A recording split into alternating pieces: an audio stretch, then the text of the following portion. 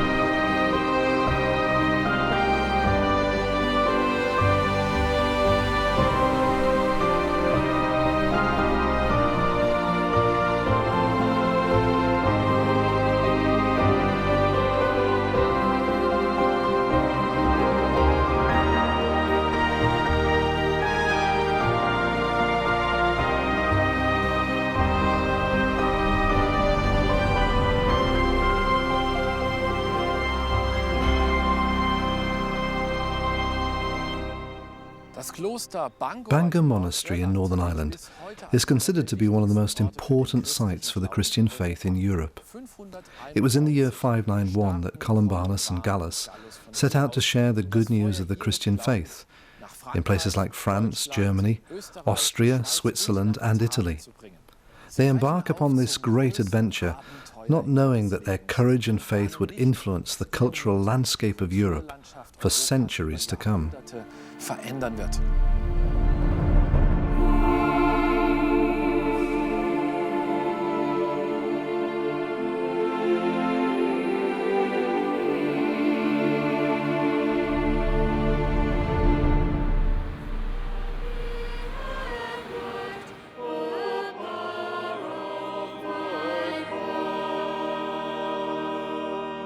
In the early Middle Ages, Bangor was a major centre for religion, culture and science.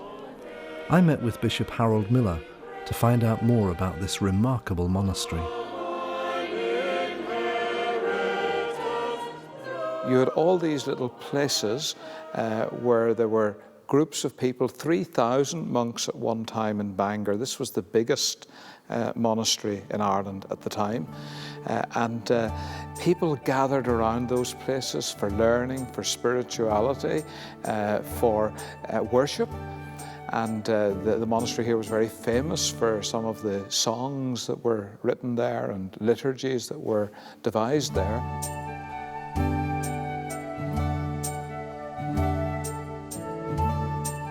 Columbanus lives with other monks in beehive-shaped huts made of wattle and daub. There are also workshops for the crafts, as well as the guest houses.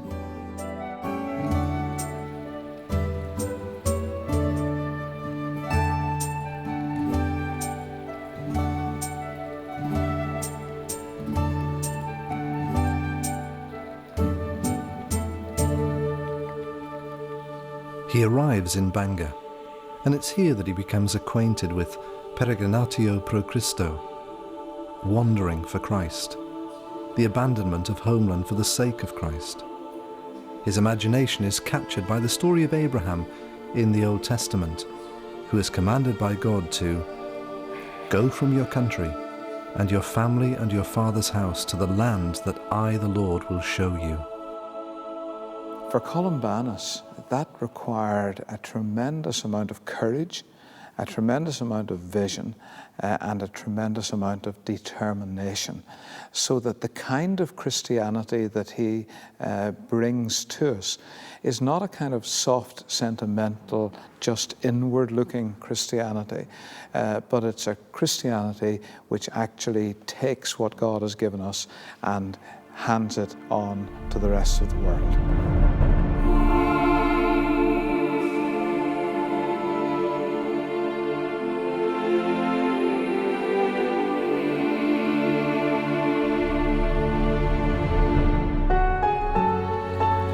The first wave of the Irish mission begins with Columba, who in the year 563 abandons his Irish homeland and founds his first monastery on the Scottish Hebridean island of Iona.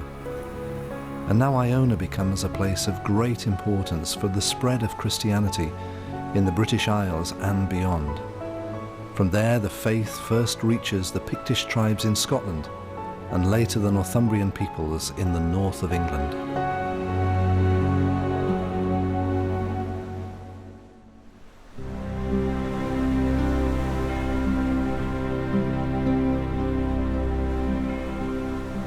The second wave begins with Columbanus. He sets out on his journey with 12 other monks. As the first Irish missionary at the age of 50, he and his companions arrive on the European continent. They reach the coast at St. Malo, and for a period of 12 months, they travel across the Frankish Empire by Rouen and Rhine until they get to Annegray.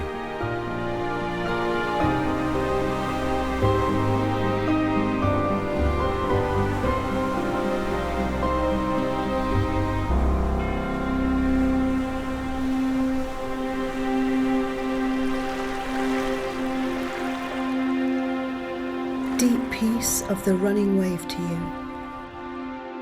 Deep peace of the flowing air to you. Deep peace of the quiet earth to you. Deep peace of the shining stars to you. Deep peace of the gentle night to you. Moon and stars pour their healing light on you. Deep peace of Christ,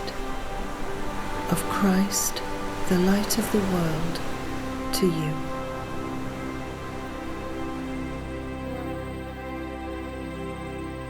The theologian Peter Müller has done extensive work on the impact of Columbanus's revolution in Europe. Without these Irishmen who came to us in Europe, the kind of cultural landscape in which we now live would simply not exist. Neither would many of our cultural institutions, and even our way of thinking and outlook on life in its present form. For Columbanus, Gallus and their companions, this wasn't so much a missionary expedition as a departure into the unknown. Christianity at this time was already 500 years old and was well established in the Roman Empire. Although Gaul in the 6th century was formally Christian, the Romans hadn't succeeded in reaching the Celtic people with the Christian faith. Then a monk from the Celtic Christian tradition called Columbanus arrives in the rural areas, which is significant considering that up to then the Christians were only in the towns, and establishes monasteries and churches throughout the country. Their mission enabled people to understand and embrace the Christian faith in their cultural context. This is how Christianity gained its tremendous influence in Europe.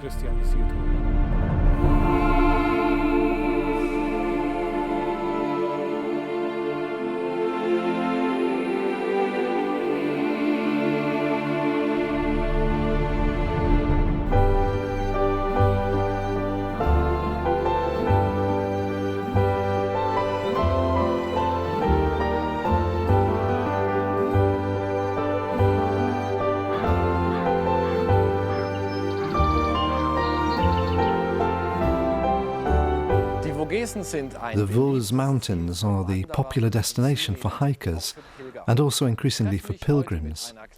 Today I'm walking with a small group between Lucille and Annegray, where Columbanus and Gallus founded their first monastery.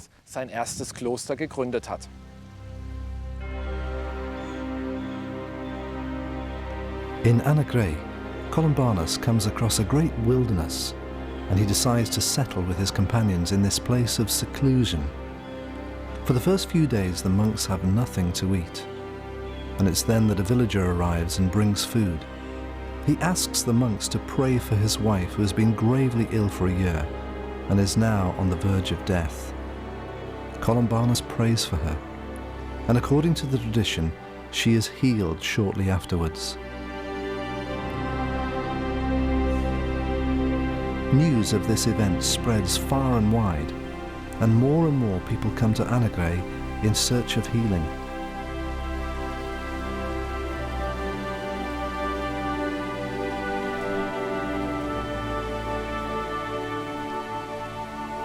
The Irish monks build their huts on the remains of the former settlements, and in a short space of time, so many novices enter the monastery that the existing building becomes too small to accommodate all the newcomers. Columbanus and his monks respond by building 2 new monasteries in the nearby Lucille and Fontaine. What I like about these Irishmen is that they simply approached people, be they kings or common folk, and tried to see how they could best relate to them.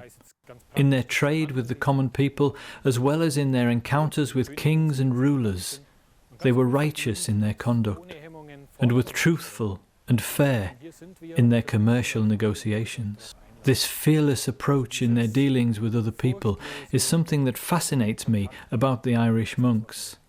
I think this is something that we can still learn from today. They were in tune with God and in contact with people.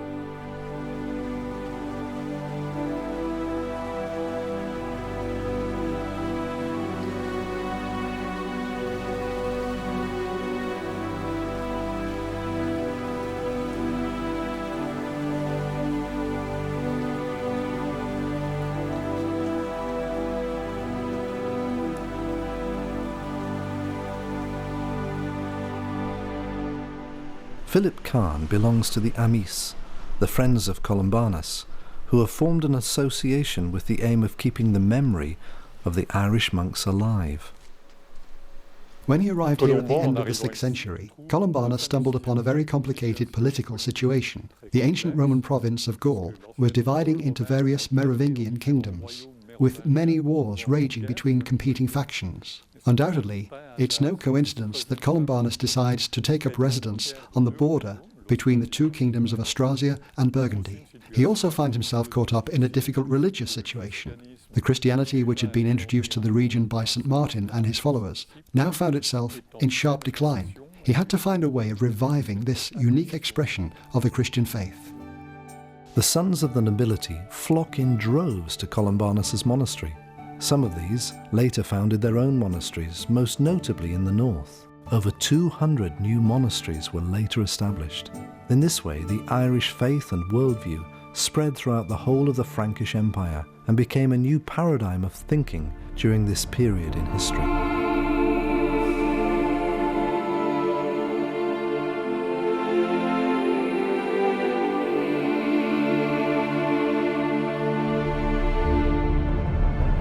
It's at this time that Columbanus's example and expression of monasticism gains influence in the Irish town of Kildare. It's here that the value and vital role of women is realised. The young Bridget has resolved to devote her life completely to God and has decided to become a nun. And it's the example of her faith that inspires so many women who flock to her in order to learn from her about how to live and embrace the Christian life.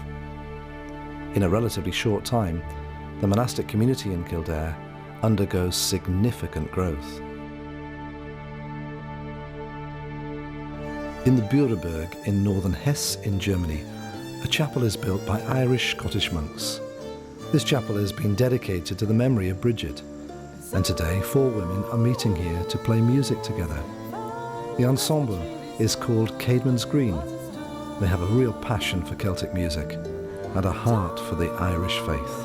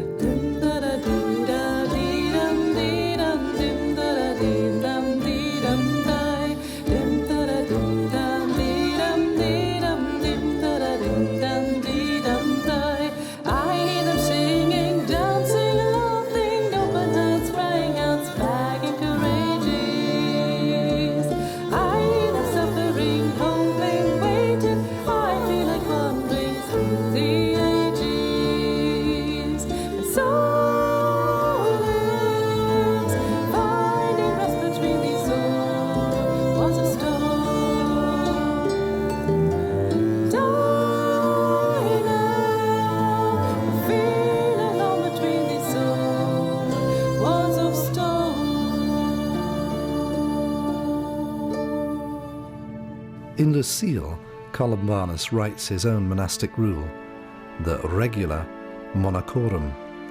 It is the oldest Irish rule of monastic life, which has survived to the present day. Columbanus sets a high standard of monastic discipline, strongly influenced by the spirit and customs of his home monastery in Bangor. The monastic rule of Columbanus is an important document because it reflects so clearly the spirituality of the Irish monks. It was an extremely strict rule which was later replaced by the more lenient rule of Benedict. Yet it displays very vividly the conviction that the human heart is plagued by sin. Sin is seen as a disease, and rigorous spiritual exercises were required in order for the disease to be healed. For this reason, the rule prescribed all kinds of restraints and chastisements, which appear rather extreme to us today. Yet we need to remember that if we were ill, we would go to the hospital and, if necessary, would willingly allow someone to operate on us. And we wouldn't object if that's what it took to restore us back to health. With this conviction, the Irish monks and also the Frankish novices streamed into the monasteries. They thought to themselves, I want to be cured of sin, therefore I am willing to undergo these grueling disciplines. Desperate problems call for drastic measures. Even to this day, an Irish priest works in the Abbey of Lucile. Colum Murphy has lived in Burma and Korea. Now he has come full circle, and like Columbanus, he represents the Irish tradition in the Vosges. I think Columban has a lot to say to people of today. His spirit of self-sacrifice, willing to give himself. He left Ireland, which was a very, very difficult thing to do at that time. He left Ireland for good, forever. He never intended to go back. And the willingness to give yourself for others is something that is very much needed today, and something that is very, very important.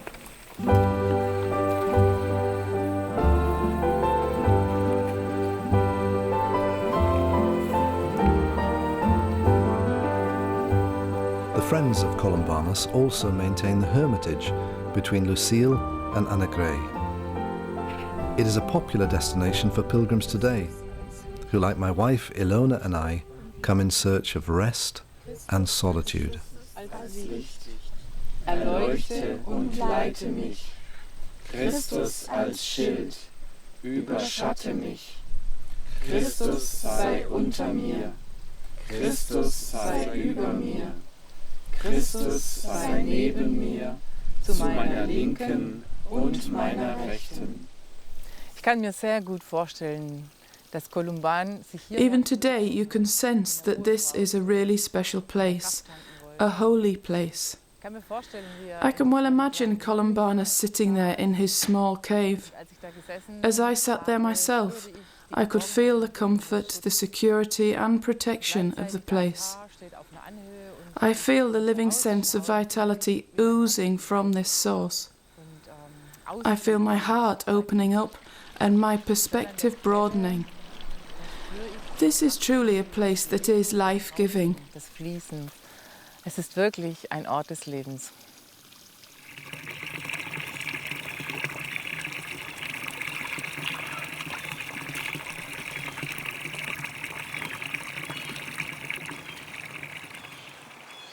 "1,500 years ago, Columbanus often withdrew to this place whenever the busyness and demands of life in the monastery threatened to undermine his primary calling.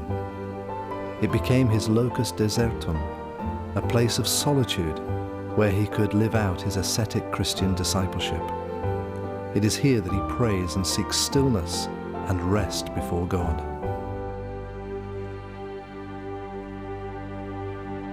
Lord, destroy and wipe out what the enemy has sown in me.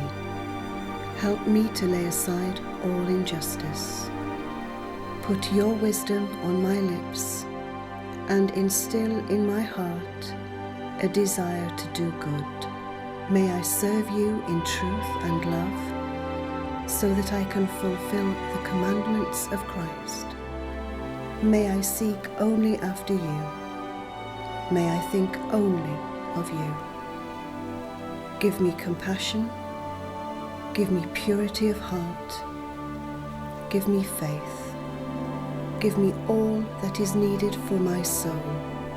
Lord, bring to perfection that which is good in me, and grant to me that which I need. Amen.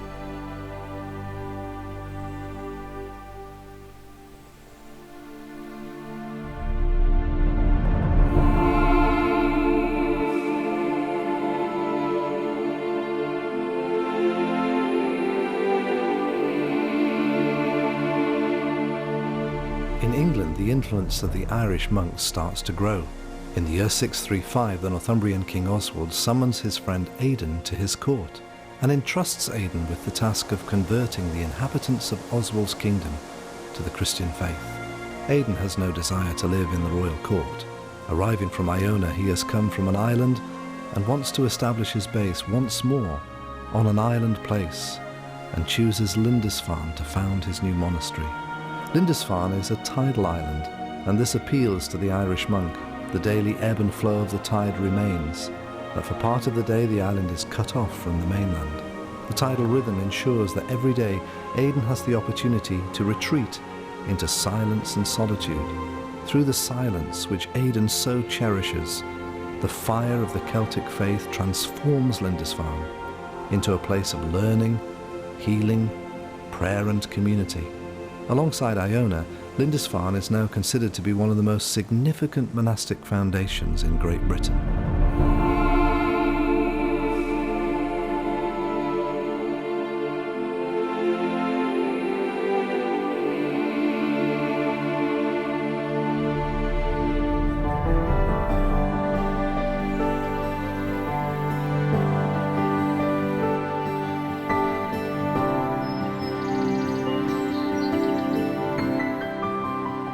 On Lake Constance, several monks who had been strongly influenced by the early Irish missionaries establish a centre also on an island, the island of Reichenau.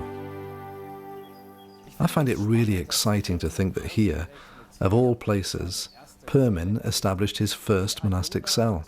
Like Iona and Lindisfarne, the island of Reichenau offers solitude and tranquility, and to this day you can sense the special ambience of this place. In the year 724, Permin built his first monk's hut in Mittersiel.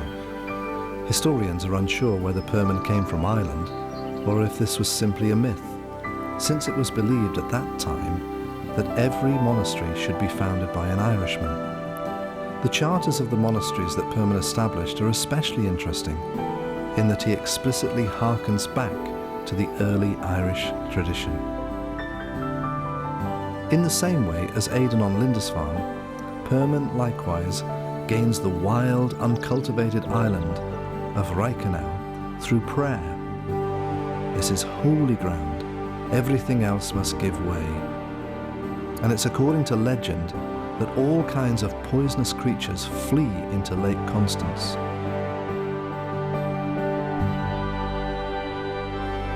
In the Frankish Empire, the work of the monks around Columbanus continues to expand. Yet in the Roman Church, storm clouds are gathering. In the year 590, Gregory the Great becomes Pope. He is the first Pope to come from a monastic background, but he embodies a very different philosophy from that of Columbanus. As head of the Roman Church, it is his duty to maintain and espouse the Roman tradition. It is a rigid system, over which the bishops preside, and they increasingly complain to Gregory. The Irish monk Columbanus is seen as a revolutionary who works well with the aristocracy, yet he ignores the bishops. His self-reliance and his success provoke their anger and jealousy, and they urge Pope Gregory to take action against him and his monks. It seems that Columbanus soon became embroiled in a conflict with the bishops from Gaul. The dispute revolved around several issues. Remember, he arrived in a land in which the Christian faith had been established and had assumed its own traditions. A dispute erupted over the dating of Easter. This had been a subject of heated debate in Ireland since the 4th century and was still a point of controversy at the time of Columbanus in the 6th century. At the time of Columbanus' arrival, the clerical authorities had begun to reopen the debate over this movable feast and had decided to change the date of Easter. Columbanus arrives and is caught between the two traditions. C'est sans doute la raison de ces affrontements avec les évêques, notamment de la convocation de Colomban au concile de Châlons.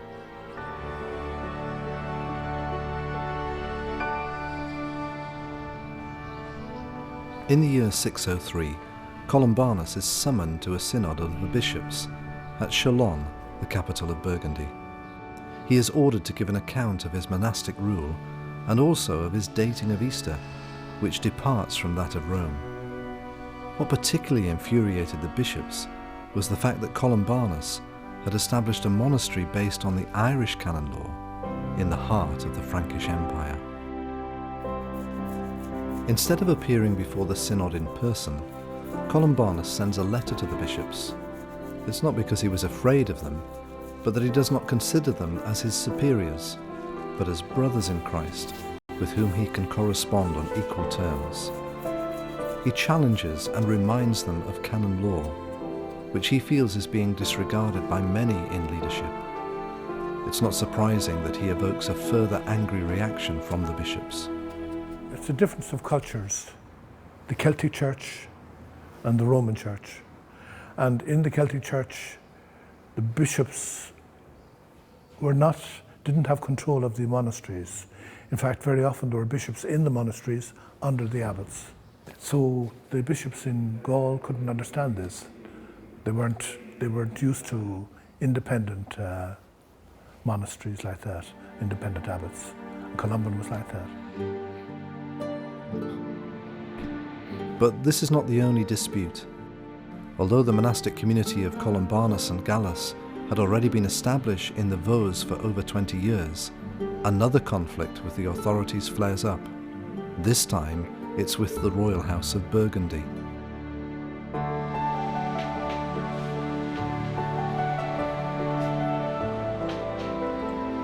King Theuderic II is the ruler of Chalon, but the king cannot marry. His grandmother, Brunechild, wants to prevent her own political position from becoming compromised.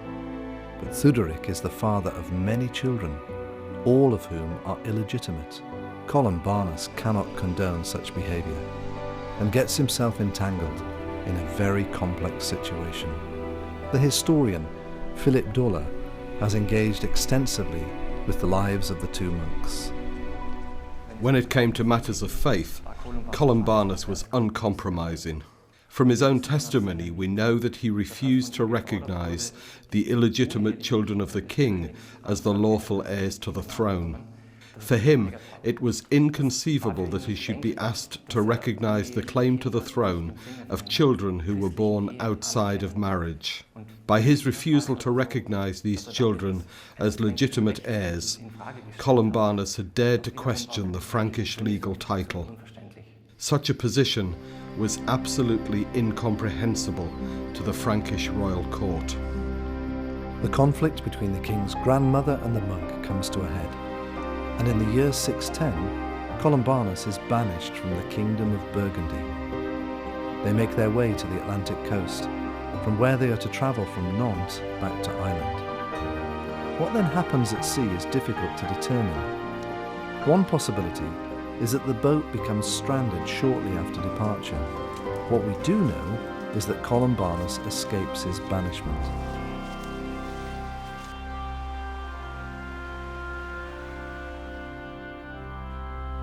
Much is being written on the island of Reichenau. Peron is an extremely learned scholar. His surviving work, Scarabsus, still testifies to the high level of literary knowledge and scholarship of its author. From the seed which Peron sows, the monastery develops over the coming years into a centre of learning, which exchanges letters and learned correspondence with other monasteries.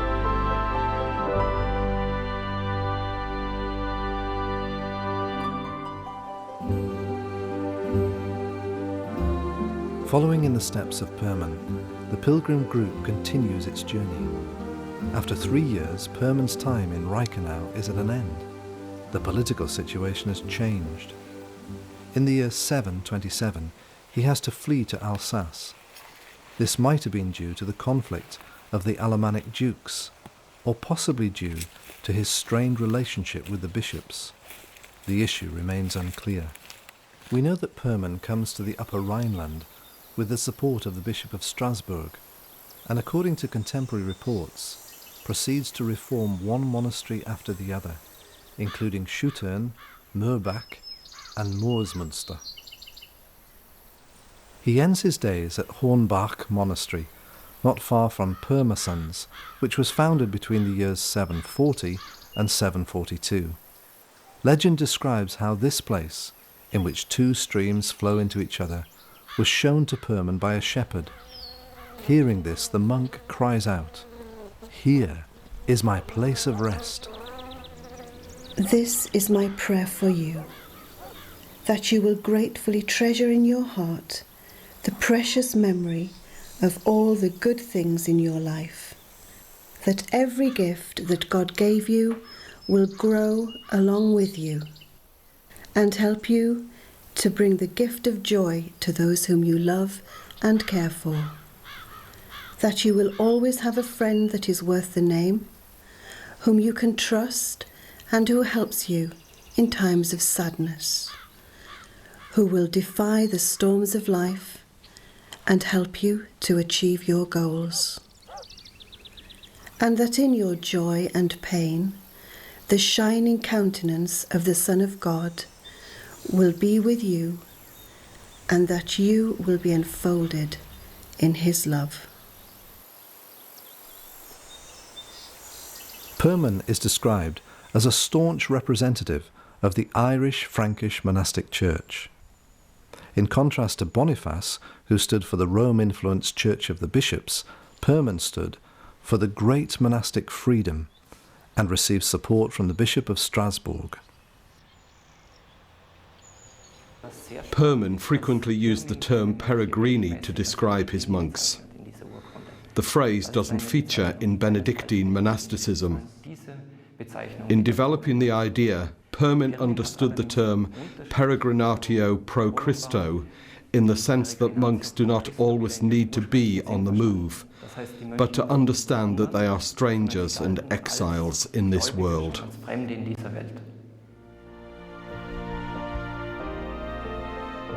For Perman, everyday life involved being in a community of pilgrims, offering refuge and hospitality to visitors. This was something unusual for his time.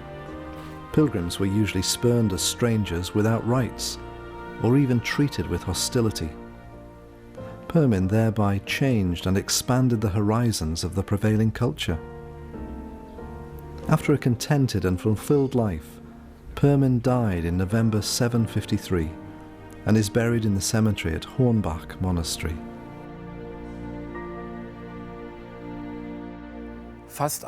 Almost 1300 years after Perman's death, Hornbach remains a popular destination for visitors who come in search of rest. The monastery has now become a spa hotel, and here you can recharge body and soul. There is also the opportunity to receive fresh spiritual inspiration and renewal. A young community, inspired by Perman, is based in Karlsruhe. In the same way that Perman's monasteries became places that were blessed through the interaction with culture, learning and faith, so also do creativity, sustainability and spirituality play an important role in the life of this community. We believe that the community is a key with which to speak to people in a postmodern world and to bring the Christian faith near to them. Therefore, the heart of what we have to offer is the community itself, as we seek to live holistically and express our spirituality. We invite people to visit us, and we now have an extensive network of friends and contacts. We offer cultural events on the theme of beauty. We also offer wine tasting, cookery, and other courses. Wir bieten Weinproben an, wir bieten Kochkurse an, alles Mögliche.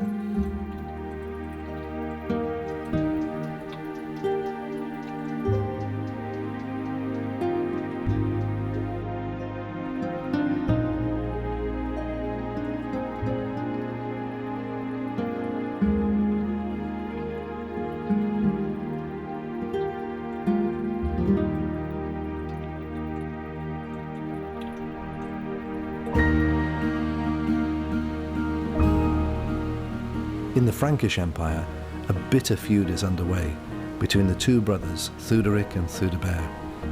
After being banished from Theuderic's kingdom, Columbanus is received by his brother. With the blessing of Theudebert, he treks through the empire. The king entrusts him with the task of converting the Alemanni people. And so Columbanus comes to Koblenz on the river Rhine and travels upstream with his companion Gallus. In his famous boat song, Columbanus describes the journey on the Rhine.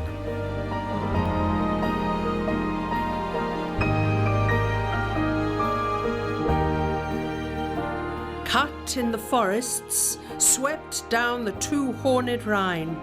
Our keel, tight corked, now floats upon the sea.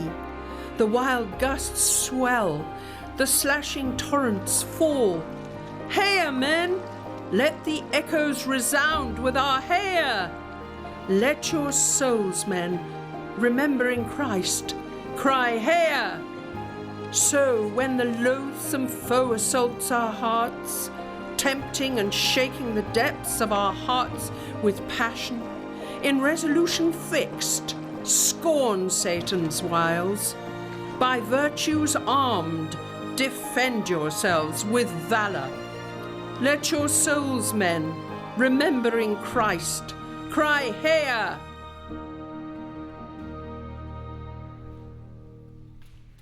On their journey up the Rhine, Columbanus and Gallus pass through one of the Holy Roman Empire territories. From the Rhine, it's only a few kilometres to Lorsch, where a monastery was founded 100 years later. Nowadays, Christians from the region meet for evening prayer and seek to draw on the tradition of the Irish monks.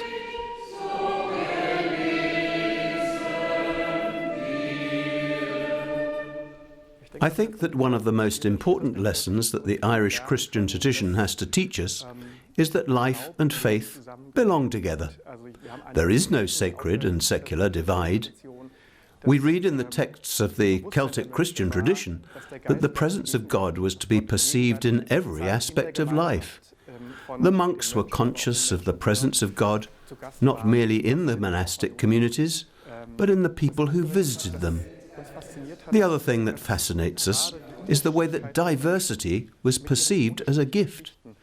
The diversity of people, with their different life stories and experiences, should lead not to disunity and discord, but to enrichment and fulfillment. In this way, the unique experience of each person contributed to the enrichment not only of the community, but also of each individual in the community.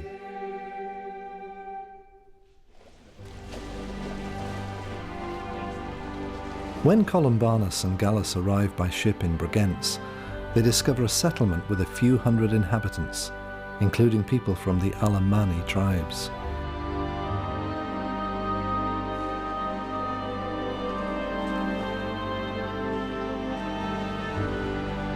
On a stone underneath the present monastery of Gallus, the Irish monks built their small cloister. Gallus spoke the dialect of the local population and was described as an able preacher. But occasionally, his fiery Irish temper got the better of him. It's reported that he destroyed 3 idols and flung them into Lake Constance.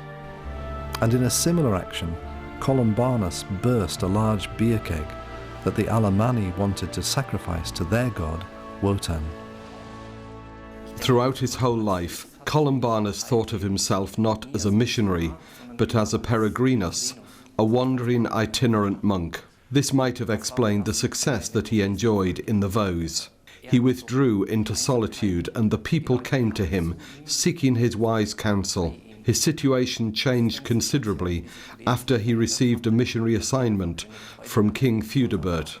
Now he was expected to approach people proactively and preach the gospel to them. But Columbanus encountered severe resistance to his message from the people of Bregenz. It is not only in Bregenz that the Irish monks experience rejection and criticism. The political balance of power has shifted.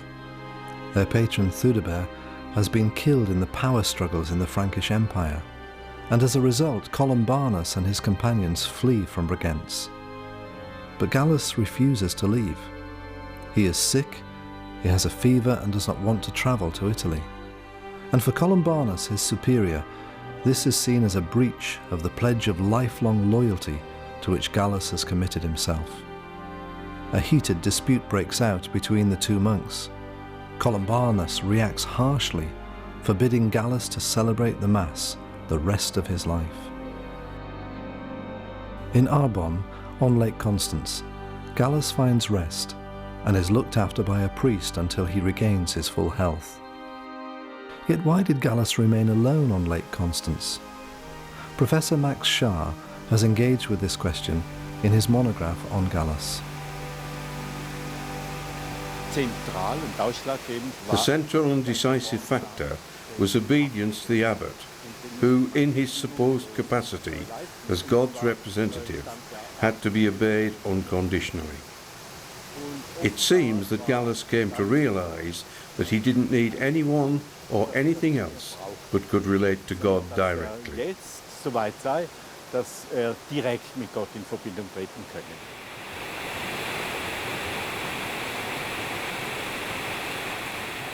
In the year 612, Gallus built his cell, directly next to the Steinach waterfall. It's from here that a hermitage emerges, which begins to attract more and more monks. Gallus lived here very simply. He ate as little as possible and focused intensely on that which was most important to him, seeking God. He sought peace and quiet, and in contrast to other people, who often focused on external things, he always went the way of the inner journey. The exact year is not known, but he is said to have lived to the age of 95.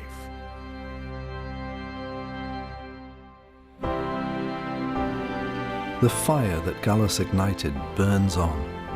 100 years after his death, the Alemanni priest, Othmar, founds an abbey and gives it the name St. Gallen.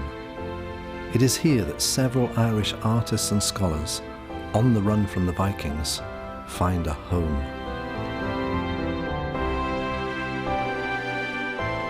St. Gallen ranks as one of the most important centres of learning in Europe.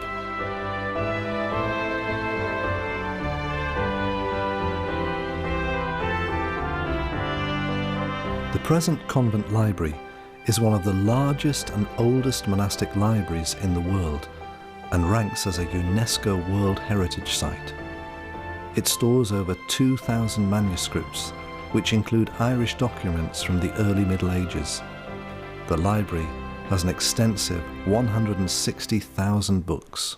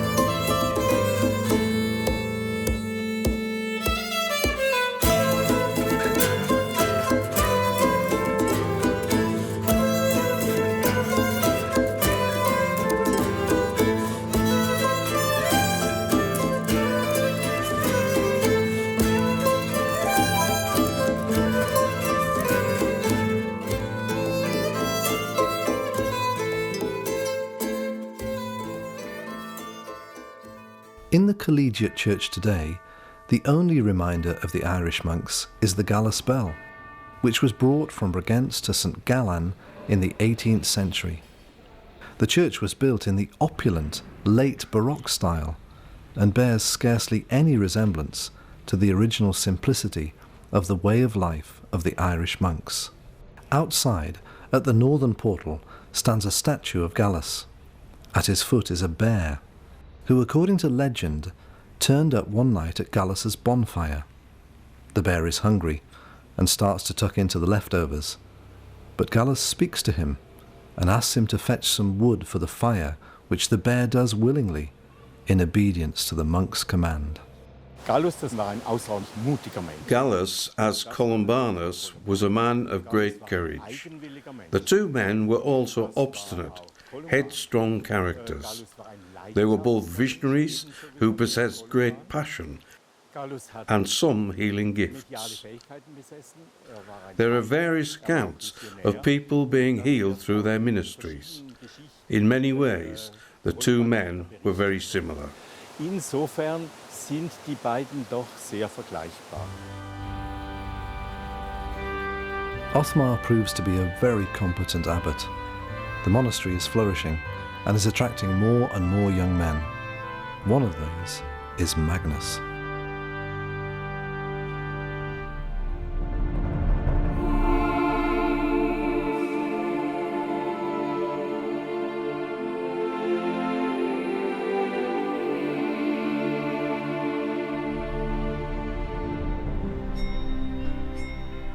In Augsburg, Bishop Victorp dispatches a letter asking St Gallen for help. The Allgau region in southern Germany is a cause for concern. He asks for a monk to be sent who can bring the gospel to the people of the region.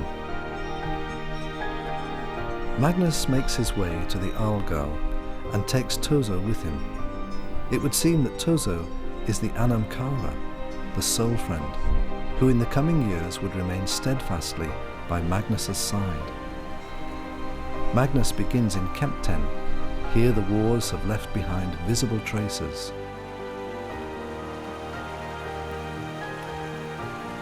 The theologian, Stephen Fatter, has lived in Kempten for many years and has intensively grappled with the history of Magnus.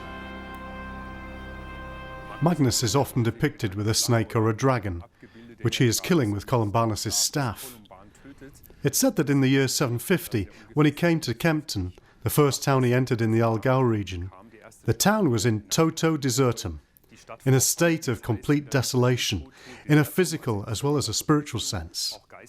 It is reported that when a snake or a dragon tried to stand against him, he struck down and killed it in the name of Jesus. The consequences of this action are fascinating. The whole region is transformed.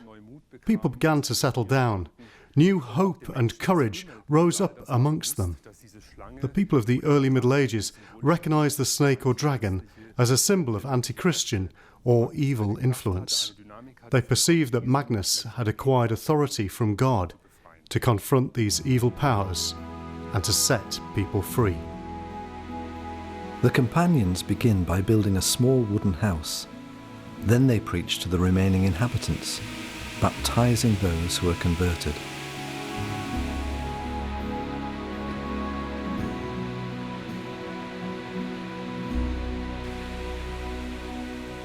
In my opinion, Magnus is rightly called the apostle to the Allgau people. Adopting the mission strategy of the Irish monks, he achieved remarkable success in the region. He built small cells, missionary cells, small monasteries with low walls, in every sense of that meaning. And it was a great concern for him that the life in these cells should flow out into the wider community and be a blessing for society. Therefore, in word and deed, through the life skills that the monks in the cloisters possessed, the monastic life in the cells became a positive force for the transformation of society. It's reported that people were drawn to Magnus. In order to authorize his ministry, Bishop Victorp decides to ordain the monk as a priest. Magnus preaches in Fussen for 25 years, and such is his charisma that many people commit themselves to the Christian life. The apostle to the Allgau becomes known as a valued teacher who instructs young men and educates them to become priests. It was vitally important to the Irish Scots, and also to Magnus, that people entered into a living relationship with God. The other thing that I think we can learn from them is their clear proclamation of Christ, which I believe we need to rediscover in our churches today. Magnus preached in such a clear and rigorous fashion that people were truly able to grasp exactly what it meant to enter into a life with God through discipleship to Jesus Christ. After 26 years in Fussen, Magnus falls ill with fever and dies in the presence of his companions. The apostle to the Allgau is buried in his monastery as the first abbot.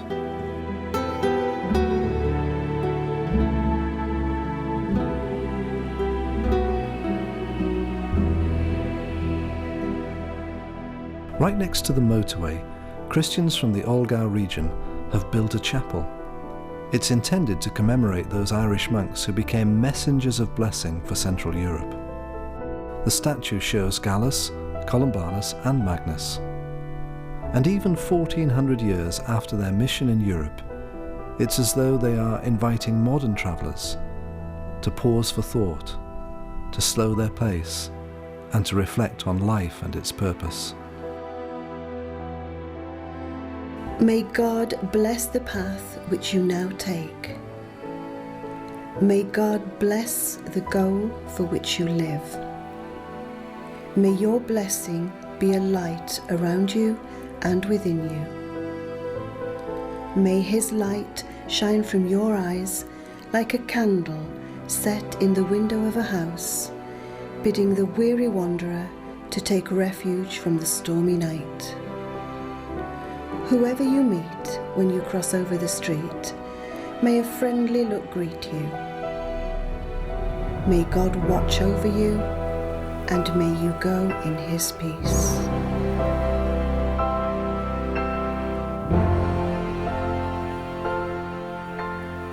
Back to Columbanus. After his separation from Gallus, his journey takes him over the Alps to northern Italy. For the 70-year-old Columbanus, the hike over the vast mountain range is a major test of endurance. Visibly exhausted, Columbanus arrives at the bustling city of Milan. And here at the court of the Lombard king, the old monk is given permission to preach. The king is so impressed by the preaching that he gives Columbanus a forest on the edge of the Trebia River.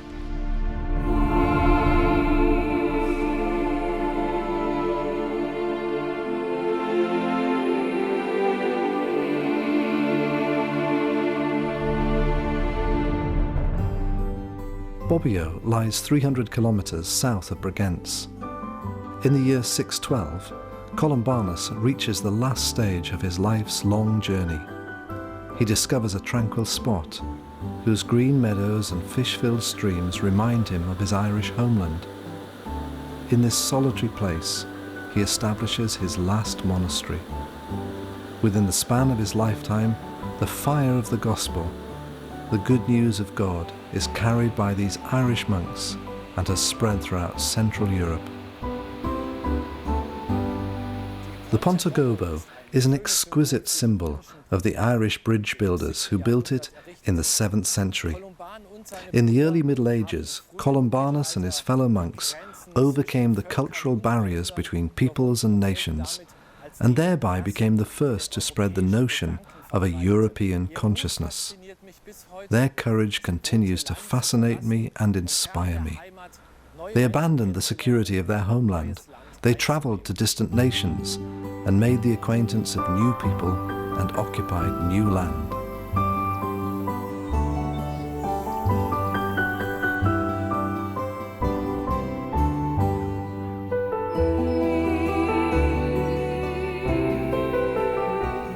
Columbanus's powers begin to wane.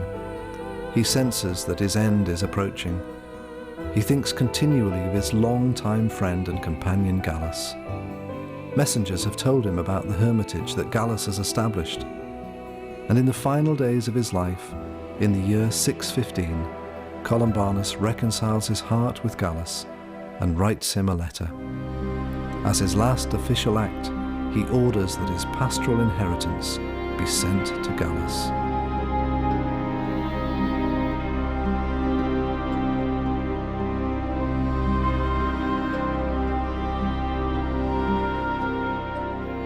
In the same night, Gallus finds himself unable to sleep. According to the tradition, he sees in a vision that his abbot Columbanus is dying. And the very next morning he orders that a mass will be held. His followers remind him of Columbanus's prohibition, but Gallus knows in his heart that this ban no longer applies.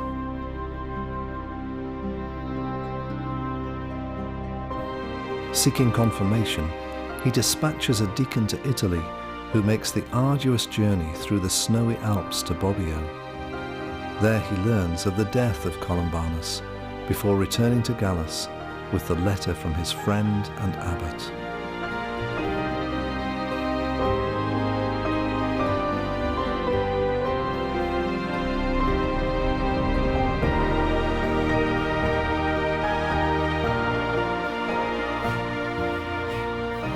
As Gallus reads Columbanus's letter, he begins to weep. For him, this final letter from his mentor is a precious sign of reconciliation.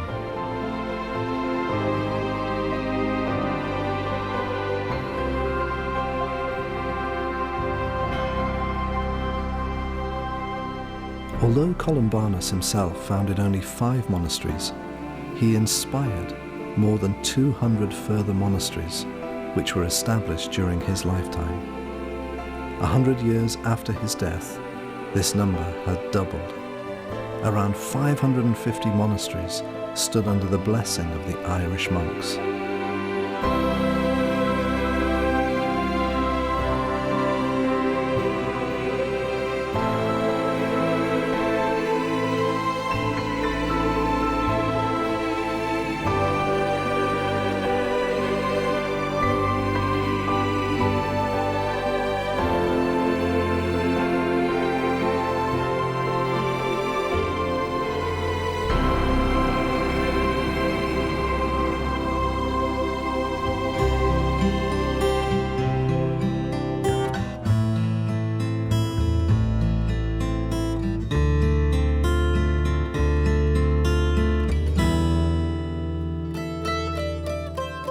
Sacred three, to save, to shield, to surround. This hearth, this home, each night, every night. The sacred three, to save and shield. The sacred three to save. The sacred three to save. To shield, to surround. This hearth, this home, each night, every night. The sacred three to save and shield. The